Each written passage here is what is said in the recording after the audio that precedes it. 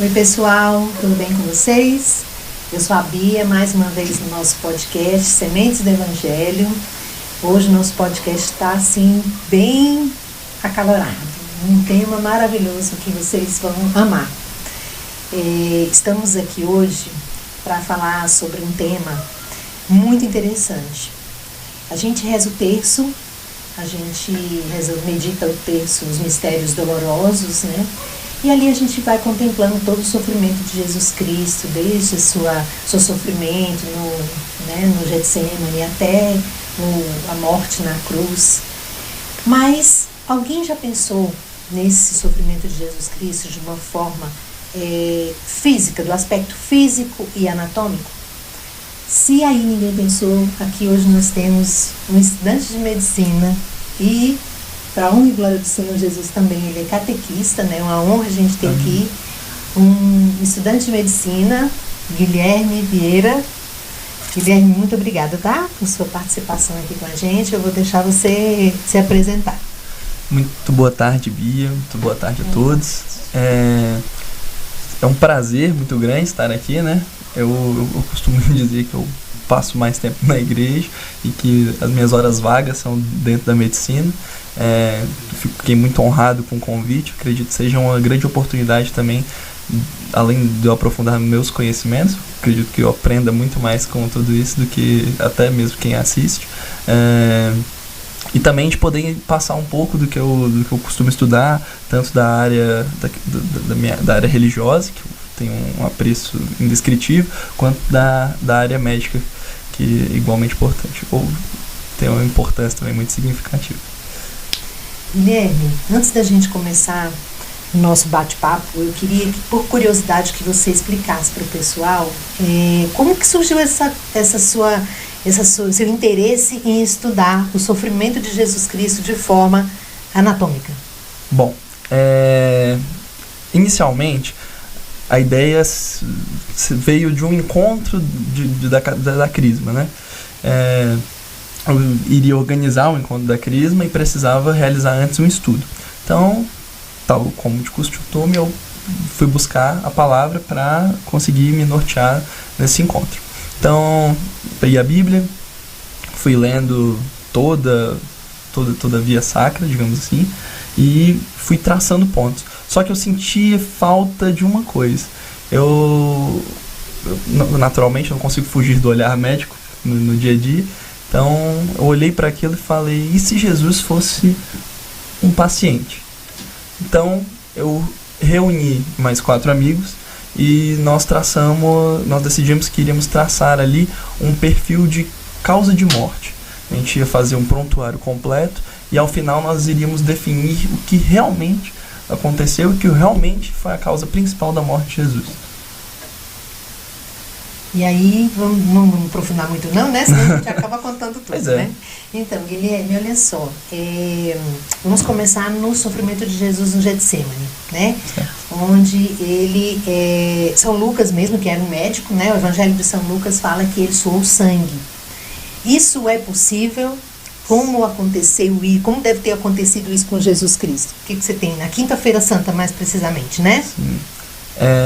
Então, o termo médico para isso seria hematidrose, ou então hemodrose, os médicos mais antigos chamam de hemodrose, mas é hematidrose, mais bonito. O que acontece? São Lucas, ele como você havia dito, ele é um médico, e para um médico naquela época, ele sabia muito bem descrever tudo o que estava acontecendo. Então, primeiro a gente tem que partir do princípio de que a descrição da Bíblia ali é uma descrição muito clara e medicamente perfeita. Assim. Ela foi indicada da forma com que eles conseguiam ouvir. E desse princípio eu vou partir para os próximos. O que acontece? A hematidrose acontece assim. A gente tem capilares, são vasinhos ao longo do nosso corpo inteiro, principalmente extremidades. E esses vasinhos, eles começam a se espessar e então eles rompem. E logo acima deles ficam nossas glândulas sudoríparas, que são as glândulas do suor. O que causa isso? Quando um paciente tem um estresse muito elevado, um estresse emocional muito aumentado, é que acontece esse processo desses vasos começarem a se espessar e, enfim, arrebentarem. Se vocês forem olhar direitinho, boa parte dos criminosos condenados à pena de morte, quando eles estão na fila da pena de morte, esse fenômeno é visto. Ele é um fenômeno relativamente raro, mas isso acontece e é um fenômeno completamente compatível com o sofrimento de uma morte, né? Um condenado à morte já sente isso, Jesus também sentiria, sabendo o que viria a seguir. Então, ao pé da letra mesmo, não é uma metáfora bíblica. Não é uma metáfora. Suou sangue. Suou sangue. E assim, tem uma consequência também, né? Além do suar sangue, por ser um estresse físico, um estresse fisiológico muito grande, a nossa pele, a nossa derme, ela fica muito sensível, ela fica muito sensibilizada. Sem spoiler para daqui a pouco, mas isso vai influenciar muito daqui a pouco. Certo. Ainda agora para a flagelação romana, né? Jesus teve um choque, né? Ele perdeu o sangue, teve uma diminuição brusca, né, do seu volume de sangue e foi entregue aos soldados, né? Essa flagelação dele, como foi esse sofrimento? Como deve ter sido esse sofrimento durante a flagelação, durante aqueles golpes que ele levou? Então, pois é. É assim, os romanos, eles... Voltando um pouquinho. Na realidade, aconteceu o seguinte. A primeira condenação de Jesus não foi nem para o flagelo direto. Primeiro ele seria taponado. Iriam bater neles com uma vara. Então, ele tinha sido condenado a essa primeira punição e ele foi para o tronco e começaram a agredir ele com uma vara. Que já teria causado uma dor absurda, colossal, considerando o fenômeno que eu tinha trazido um pouco antes, que é esse da hematidrose. Como a pele já estava muito sensibilizada, qualquer golpe, qualquer lesão, toque da roupa, já traria um fenômeno conhecido como alodínia, que é a dor aos mínimos toques. Você toca um pouquinho, já sente uma dor muito maior do que sentiria usualmente. Então a primeira condenação foi para isso, foi para ele sofrer agressões apauladas. E eles executam essas agressões apauladas e eles não consideram suficiente. Então os romanos tinham uma forma de punição além dessa, que não era tão comum, que era pelo flagrum, que é o famoso flagelo romano, que era uma haste, eram diversas hastes de couro presa a uma haste de madeira, e na ponta dessa haste eles colocavam anzóis, colocavam pedaços de ossos de animais, pedras, esferinhas metálicas, e a ideia é que ao passo que eles fossem agredindo, que eles fossem batendo naquela pele, cada flagelada não só formasse um hematoma, mas que aprofundasse mesmo, que rasgasse aquele tecido. E a gente tende a acreditar que foi uma coisa superficial, mas na realidade não. Ele rasgava a parte muscular ali. Então ali a gente já começa um processo chamado choque hipovolêmico, que é quando a gente tem uma perda de sangue, de eletrólitos muito acentuada, de forma repentina. Pelas imagens do Santo Sudário a gente consegue ver marcas desse flagelo em regiões dos rins, na coluna por inteira, no peito, no rosto. Então a gente consegue ver que ele realmente, que aquela flagelação realmente foi muito acentuada. Se não me falha a memória, a pena máxima de flagelação seriam 40 flageladas e a de Jesus foram 39. Nossa, deixa eu ver qual é a máxima. E deixa eu te falar uma coisa, quando esse pedaço de osso ou metal, alguma coisa, ele era feito especificamente para grudar e arrancar, né? Então deve ter vindo, igual você falou, músculo, talvez até, quem sabe, algum órgão, né? Mais de uma superfície, né? Que esteja mais na superfície. É possível que tenha, pelo menos, lesionado órgãos mais nas extremidades, realmente. Como os rins, por exemplo, como eu disse no exemplo do Sudário. Talvez. Os pulmões, como eles ficam bem protegidos na caixa torácica, acho um pouco mais difícil. Mas ainda assim, é possível que ali nos pulmões eles tenham sido lesados, mas por órgãos altos, né? Pelas extremidades, de fora para dentro. Entendi. Qual seria a causa, se você fosse dar hoje uma causa morte para Jesus Cristo, qual seria essa causa?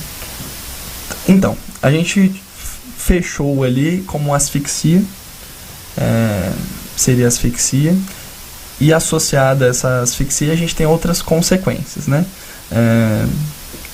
A gente tem um derrame pleural, a gente tem o choque hipovolêmico, tudo isso são diversas causas prováveis. Mas a gente fechou como asfixia e posterior lesão do músculo cardíaco.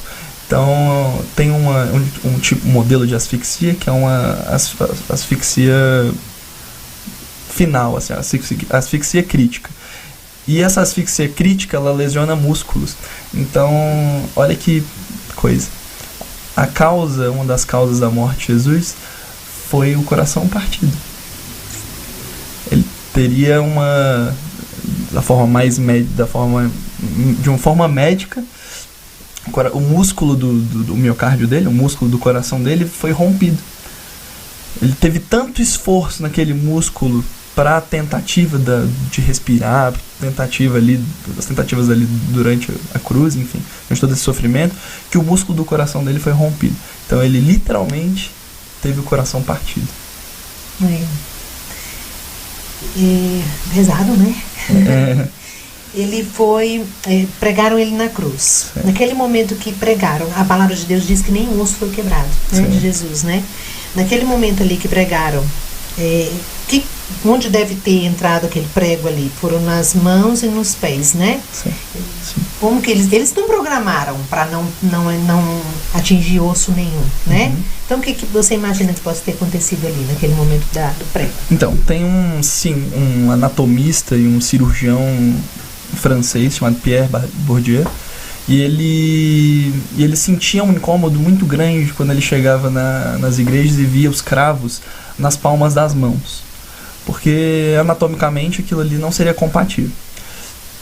Então ele decidiu se aprofundar nesses estudos, fez esse estudo anatômico, fez esse estudo sobre a via sacra também, apresentou ao então cardeal Pacelli, que posteriormente se tornaria o Papa Pio XII, e ele apontou o seguinte: ele foi atrás de relatos bíblicos, ele foi atrás de pinturas, de relatos de tradição, da própria lei romana, e eles chegaram à conclusão de que, na realidade, os cravos teriam sido pregados, né, na região aqui do pulso, a gente chama de metacarpo falange. Então não seria na mão? Não foi na palma da mão.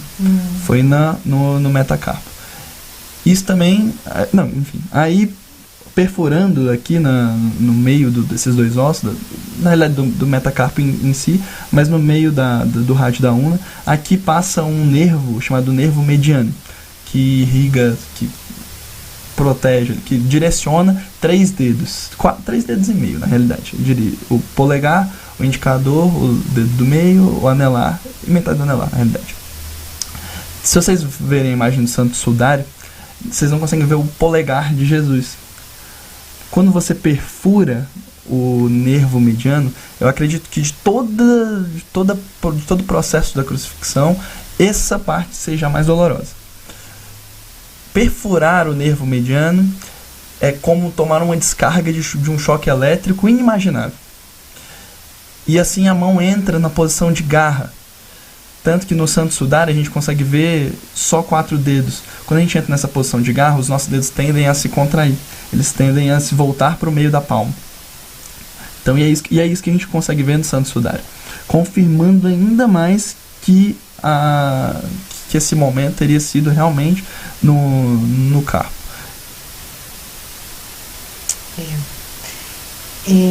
Quando o soldado perfura, né, o peito dele com a lança, jorra sangue e água. Sim. Né? O que você nos diz disso? Então, a gente tem um fenômeno que acontece chamado efusão pleural. Quando o músculo está em sofrimento constante, ele começa a trazer para próximo dele líquidos. E aí ele forma bolsas, são bursas, de água mesmo, de líquido. E essas bursas de água, elas ficam ao redor do coração, dos pulmões, principalmente tendo ali um sofrimento muscular muito intenso. Ele teve um sofrimento muito constante ali. O corpo, como medida protetiva, joga ali essas bursas de água para proteger um órgão. Então, quando o soldado romano finca a lança para confirmar que Jesus realmente estava morto, ele jorra realmente água e sangue, que é exatamente isso que tinha ali. Então, essa parte também completamente medicamente certa, né? É um relato fidedigno.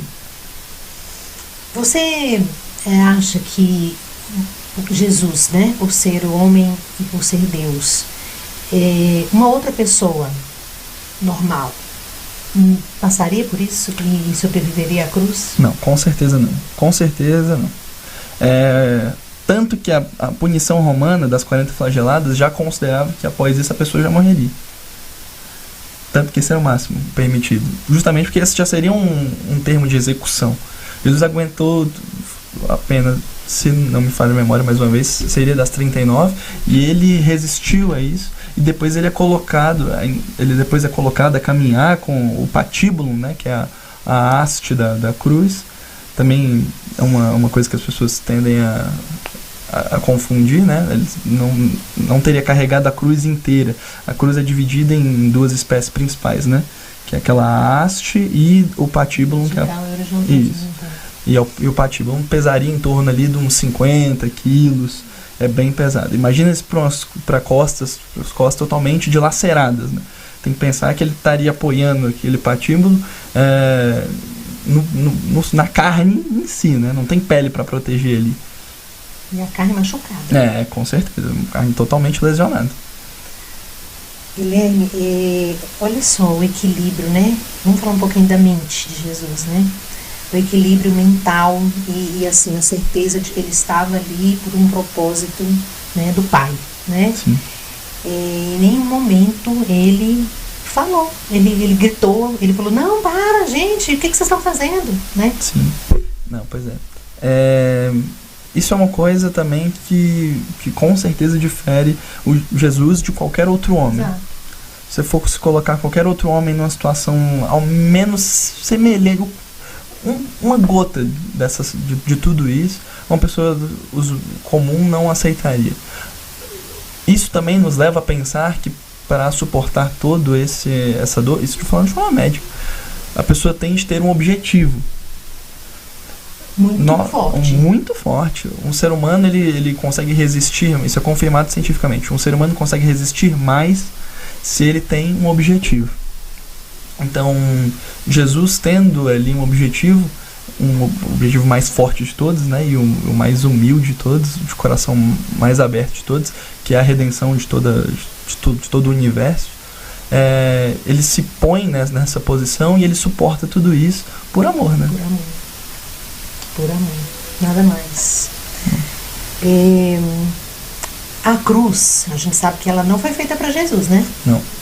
Não foi feita.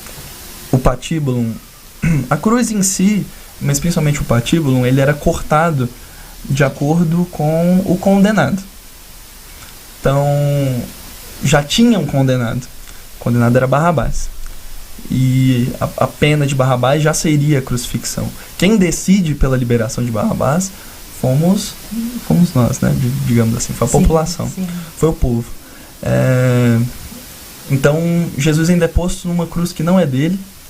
Os seus ossos, as suas articulações são luxadas para ele conseguir entrar ali no formato da cruz, né? Digamos assim. Ele precisou ser esticado. Suas articulações provavelmente foram rompidas também, para que os cravos alcançassem a posição certa. Também não seria com os braços totalmente abertos, seriam com os braços levemente para cima, assim. Jesus literalmente morreu com os braços para Deus. Rogando, né? Rogando e no lugar de outra pessoa. No meu. No meu. É pesado. Guilherme, você como catequista, né? A gente já está chegando no finalzinho, gostaríamos demais de continuar, porque tem muita coisa para ser falada, né? Por esse amor todo que Jesus derramou em forma de sangue, né? Você agora como catequista, não mais como médico. Certo. Eu sei que nós não temos como retribuir esse amor tamanho, né? Nós somos imperfeitos, nós somos limitados e Jesus sabe disso, porque Ele é o nosso, né, é o Deus Filho. E o que você diria, assim, o que hoje nós podemos fazer para tornar esse amor mais conhecido, nem que seja um pouquinho, cada um de nós, tentar fazer valer, né, essa morte tão cruel, mas tão cheia de amor e misericórdia? Então, excelente pergunta. Eu acredito que, analisando todo esse sofrimento, conhecendo todo esse sofrimento, as pessoas tendem a achar que foi muito ruim todo o período da Via Sacra em si, né? Mas na realidade foi muito pior. Medicamente foi muito pior. Humanamente, então, não tenho nem palavras para descrever tudo isso. Eu acredito que nós tenhamos que fazer valer esse esforço, né? Que nós tenhamos que fazer valer essa dor. Porque essa dor não foi à toa. Jesus não morreu, ser, não pode ser à toa. Pode ser. Ele não pode ter passado por tudo isso e no final a gente fala, não, tá bom, deixa que eu me resolvo comigo mesmo aqui e tá tudo certo. A gente tem que fazer esse sofrimento todo ter uma repercussão, a gente tem que fazer esse sofrimento todo chegar a toda a população, a gente tem que tentar trazer o máximo possível de pessoas para perto de Jesus, para perto de nós, somos católicos, somos cristãos católicos, justamente porque isso não pode ter sido à toa. A gente não pode deixar que esse sofrimento se passe por uma geração e essa geração não conheça o nome, a história e todo o sofrimento que Jesus passou por nós. Então eu acredito que essa lição de amor, de entrega, seja um dos maiores legados que nós possamos passar para frente e que nós, fazendo isso, façamos o mínimo para que esse sofrimento seja pelo menos validado um pouco. Às vezes nós somos criticados, né? Nós católicos somos criticados por a gente olhar muito para a cruz, né? Mas eu acho necessário. E agora que você fala, contando toda, né, essa experiência aí do lado médico, eu acho necessário sim, porque aí quando a gente olha para a cruz e vê um Deus que foi tão sofrido, pelo menos a gente sente um pouco mais de vergonha de pecar. Sim. Né? Foge mais do pecado. Sim. Exato. Se ele fez isso tudo para redimir os nossos pecados, quando a gente vê aquela imagem, Jesus crucificado, sabendo ainda de toda a parte médica, de toda a área médica, quando a gente consegue pelo menos sentir um pouquinho na nossa pele, a gente sente vergonha. Porque a gente vê que o nosso pecado é uma coisa que estaria só prolongando mais ainda o sofrimento de Jesus, né? Então, uma coisa interessante também, que durante a cruz Jesus fala 7 frases e a cruz era um instrumento de tortura, na realidade, né? Para que ele conseguisse falar as frases, para que ele conseguisse ter fôlego para isso, ele tinha que se apoiar no cravo dos pés. Então ele puxava um pouco os braços, esticava a perna e assim ele conseguia respirar para conseguir falar algo. E esse sofrimento desse ato de ter que se puxar em torno dos cravos seria como se ele estivesse sendo recrucificado. A dor seria exatamente como se eles estivessem batendo novamente os cravos nos nervos de Jesus, enfim. E uma das frases que ele fala é: Senhor, os perdoa, pois eles não sabem o que fazem. Então, se Jesus aceitou ser recrucificado, né, que é esse processo dessa dor, de novo, para falar para Deus nos perdoar, eu acredito que nós tenhamos que, no mínimo, nos esforçarmos a vida inteira para a gente conseguir ser o mais santo possível. Porque no final das contas, ser santo é isso, né? É você se inspirar em Jesus. Eu fico pensando aqui, Guilherme, na alegria que um paciente tem quando você... Porque você já atende, né? Sim. A alegria que um paciente tem por você, de ser atendido por você, sabe? Porque você vai ser né, quando se formar, será um médico apto para cuidar não só do físico, mas também da pessoa humana que está ali na sua frente, né? Sabendo de tudo que Jesus passou, eu vejo que você tem essa capacidade de enxergar ali na sua frente a figura de Jesus Cristo no seu paciente, né? Sim, amém. Eu agradeço muito pelas palavras, claro.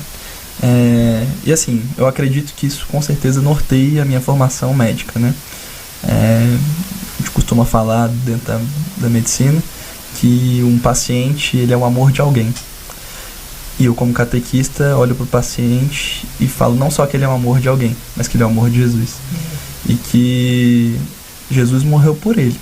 Então, o mínimo como médico que eu posso fazer é dar o máximo de qualidade de vida possível para aquele paciente.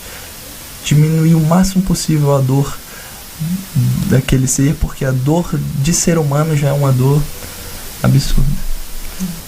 Guilherme, fala um pouquinho pra gente de como foi o momento da coroação. Então, na realidade, a gente também tem que desmistificar uma coisa. Essa não era, na realidade, uma coroa, né? Ela não tinha um formato de coroa usual. Ela era um capacete. E esse capacete era formado era trançado com um espinho chamado espina Christi, que é um espinho muito comum na região da Judéia ali. E era um espinho grande, ele era curvado, extremamente afiado e não consigo nem explicar o quão doloroso, né?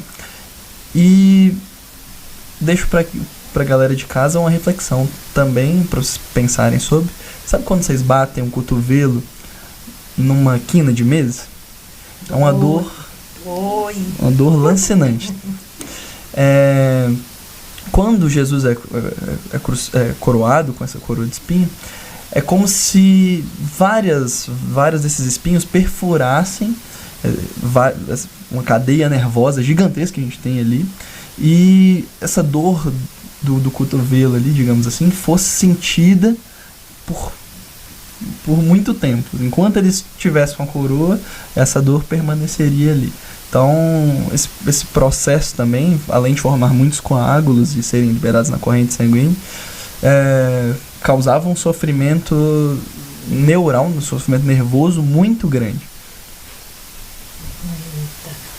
Nenhum osso de Jesus foi quebrado, né? Sim. Dos outros, sim. Sim, dos outros, sim.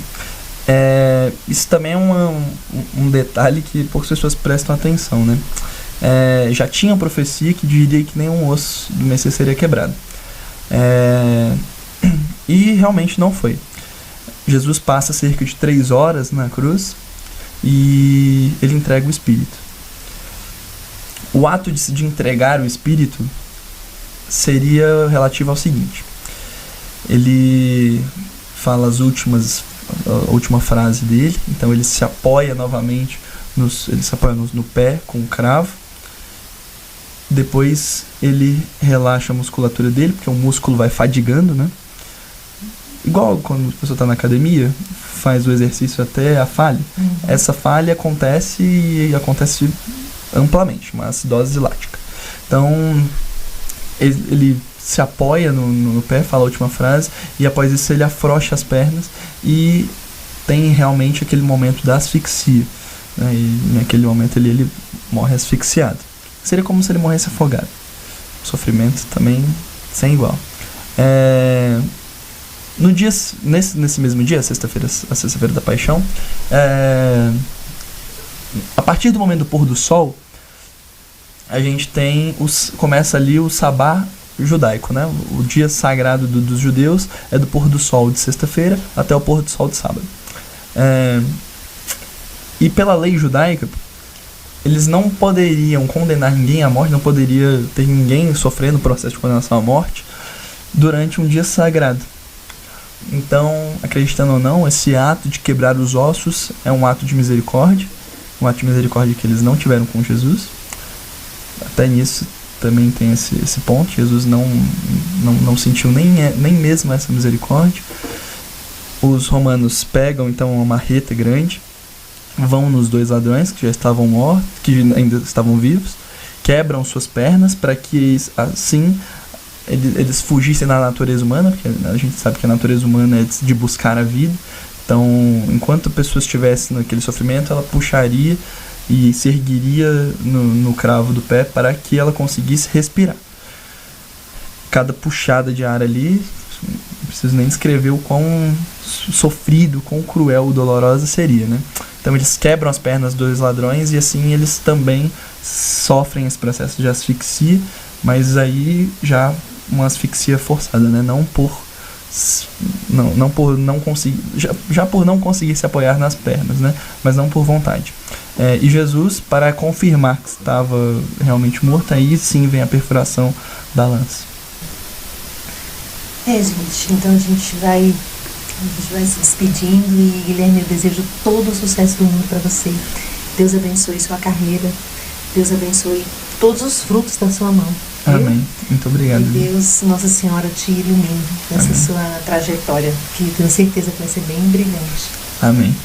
Você quer dar uma palavrinha pro povo? Rapidamente, então, gostaria de agradecer o convite, gostaria de agradecer a oportunidade. Gostaria de agradecer a você, Bia, também. É uma pessoa muito abençoada, uma pessoa muito serena. Estava percebendo o tom da sua voz. É uma pessoa muito tranquila, muito abençoada. Obrigada. E quero desejar a todos que se assistem que se inspirem em Jesus, que façam esse sacrifício dele valer a pena e que não desanimem, né? É uma jornada muito pesada, a gente sofre todas as dores de ser humano, mas que Deus desceu até nós para sofrer a maior de todas essas dores, em que nós pelo menos consigamos olhar para isso e fazer valer a pena, né? E a gente também não pode esquecer da ressurreição, né? Exato. A gente também não pode esquecer que depois de todo o sofrimento ele venceu a morte. Ele venceu a morte. Né? Então tá, Guilherme, muito obrigada, tá? Deus muito obrigado, abençoe. Li. Amém. Tchau, gente. Até a próxima, viu? Curta, compartilha. E diz aí, gostou de hoje? Foi muito bom, né? Até a próxima. Um abraço.